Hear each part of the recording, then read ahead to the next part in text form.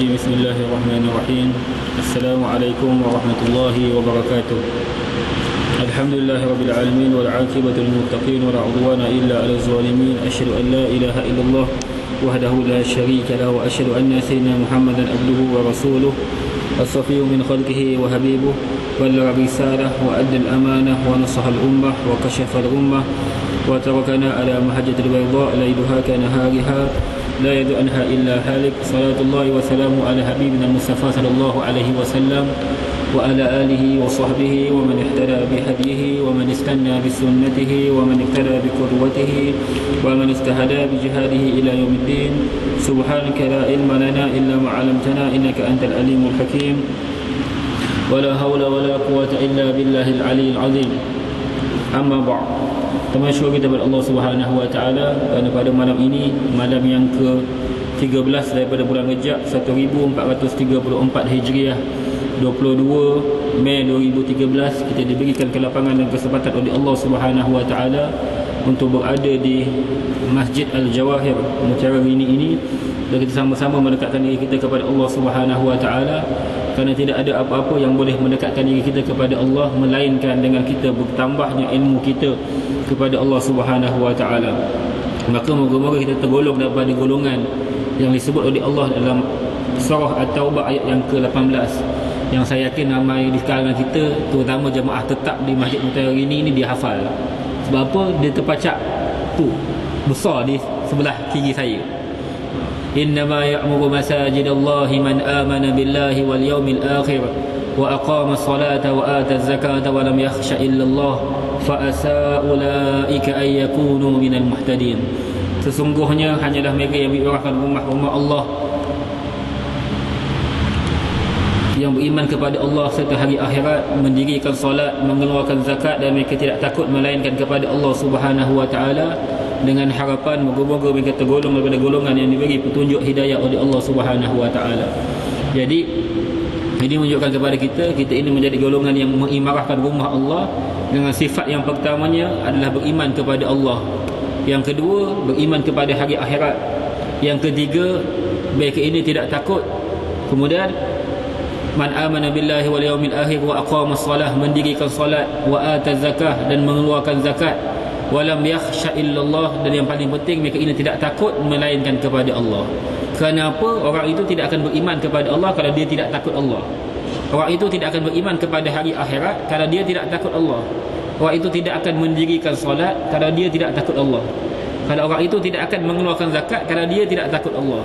Jadi takut Allah ini menjebakkan kita menjadi golongan yang paling baik di dunia ini, kerana kita takutkan Allah Subhanahu Wa Taala. Moga-moga kita tergolong daripada golongan ini, dan tidak boleh kita takut Allah melainkan kita menambah ilmu tentang Allah Subhanahu Wa Taala. Umpamanya, saya bagi umpama, seorang daripada kita punya menteri contoh, dia datang di tempat kita, datang tempat kita, adakah orang akan menghormati dia kalau orang tak kenal dia?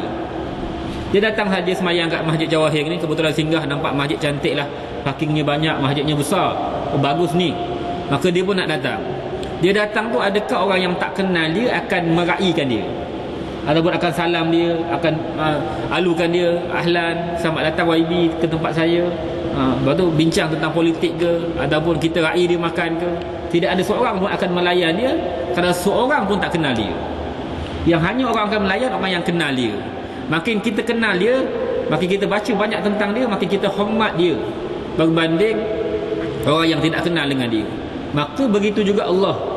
Orang akan hormat Allah, orang akan mengagungkan Allah, orang akan memuliakan Allah kalau dia kenal siapa Allah.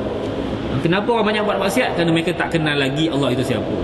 Kenapa tinggal solat? Kerana mereka tak kenal siapa Allah. Maka kata itulah kita menjadi golongan yang sepatutnya menambah ilmu tentang Allah, supaya kita ini lebih kenal Allah Subhanahu Wa Taala. Jadi seperti mana biasa, kita terus mengaji dalam kitab kita ini, kitab Bidayatul Hidayah yang dikarang oleh Imam Al-Ghazali rahimahullah, wa nafa'na Allah wa bi'ulumi fid daraini. Dan pada hari ini kita masuk pada adab yang keempat, iaitu adab-adab mandi. Nampak mudah mandi ni, tetapi agak susah sebenarnya. Sebenarnya kita macam mengaji depan ni macam tak apa-apa ramai, tapi insya-Allah lah kalau masuk dalam kamera ni dia ramai sikit. Lagi kalau di upload lagi lah ramai. Lepas tu kita tengok sekarang ni trend sekarang, banyak artis-artis yang popular kerana lepas dia masuk video dia dalam YouTube, kalau dia punya view banyak, viewernya banyak, maka dia akan jadi popular. Maka kita nak buat begitu. Kuliah-kuliah ni kalau boleh, walaupun tak berapa ramai, tetapi kalau ada video ni, insya-Allah siapa yang infakkan diri dia, siapa yang suka rela, kemudian dia upload di YouTube atau di mana-mana, yang viewernya jadi ribuan, maka pahala dapat kepada siapa yang merakam, insya-Allah. Jadi ini kelebihan siapa yang merakam. Kita lihat pada hari ini, iaitu adab mandi, setelah mana kita menceritakan berkenaan dengan adab-adab, iaitu wuduk pada minggu yang sudah, 2 minggu yang sudah. Jadi kita lihat disebut Imam Ghazali rahimahullah, wa nafa'na Allah wa bi'ulu fi daraini fa iza asabatka janabatan min ihtihlam aw liqa'in fahus ina'a min al-mughtasil wa sil yadayka awwalan salasah wa azil ala ma badanika min qadar wa tawadda kama sabaq fi wudu'ika lis-shalah ma'a jami'i da'wat wa akhir ghasla qadamaika kailan yadhi al-ma. Jadi kita lihat terjemahannya, apabila engkau junub, sama ada kerana bermimpi atau jima', maka bawalah sebekas air ke bilik mandi dan mulakan dengan membasuh kedua tanganmu 3 kali. Jadi sebab-sebab mandi ni ada beberapa sebab. Yang pertama, mimpi. Ini maksudnya mimpi ni orang yang baru mula nak sampai akil balik. Lelakinya kalau disebut bahawa lelaki adalah lebih kurang 12 tahun ataupun 15 tahun. Tapi perempuan lebih awal. Perempuan dia akan mula haid adalah pada usianya 9 tahun.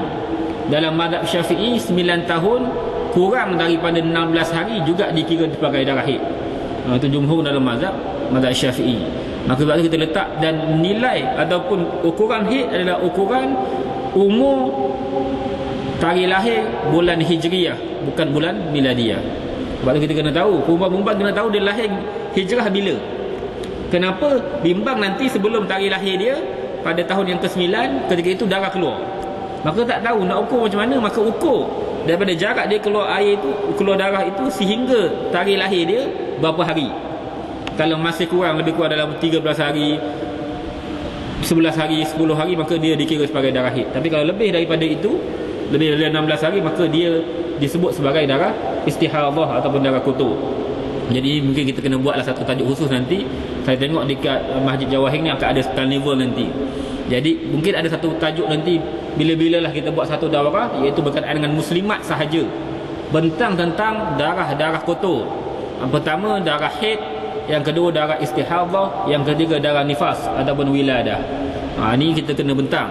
Kalau boleh yang datangnya hanya perempuan. Hanya kerana Pak Haji yang pergi tanya haid. Orang perempuan ni kalau ada lelaki dia malu nak tanya. Jadi dia punya jamaah tu perempuan. Umum dia satu Johor Bahru ni datang Masjid Jawahir, kita buka kitab iaitu berkaitan dengan sifat ini. Kerana ramai orang perempuan masih tak tahu tentang hukum darah. Ini kita tahulah. Jadi yang pertama, sebab mandi adalah bermimpi. Yang kedua adalah berjima'. Jadi jima' ni kena faham. Ustaz, jima' ni macam mana? Kalau orang tanya. Jima' pun tak tahu. Kahwin berapa lama dah? 30 tahun. Tak akal jima' tak tahu. Jima' tahu Ustaz. Maksudnya jima' yang mewajibkan mandi macam mana? Macam mana jima' yang dikatakan mewajibkan mandi? Ada orang kadang-kadang dia tak jima', dia cuba sentuh-sentuh ringan-ringan, macam-macam lah istilah sekarang. Tapi ini hanya untuk suami isteri. Suami isteri buat apa pun, Rasulullah kata apa? Isna' ma syi'ta. Kamu buat apa saja. Maksudnya dah kahwin tu, kalau suami suruh isteri menari ke, suami suruh isteri buat apa pun, terpulang. Sekati dia. Yang penting jangan highlight ramai. Dia dalam bilik tu sekati dia lah, hak dia. Tetapi yang kita nak sebut di sini, apa perkara yang mewajibkan mandi? Setakat mana ketika mana dia melakukan di antara suami isteri ni, dia wajib mandi. Maka yang disebut oleh dalam mazhab Syafi'i, juga dalam kitab-kitab fiqh, dalam bahasa Arab ni disebut iltiqa' hitanaini, bertemu dua anggota yang dihitankan. Pertama hitan lelaki, yang kedua hitan perempuan. Apabila bertemu je, maka wajib mandi. Tidak syarat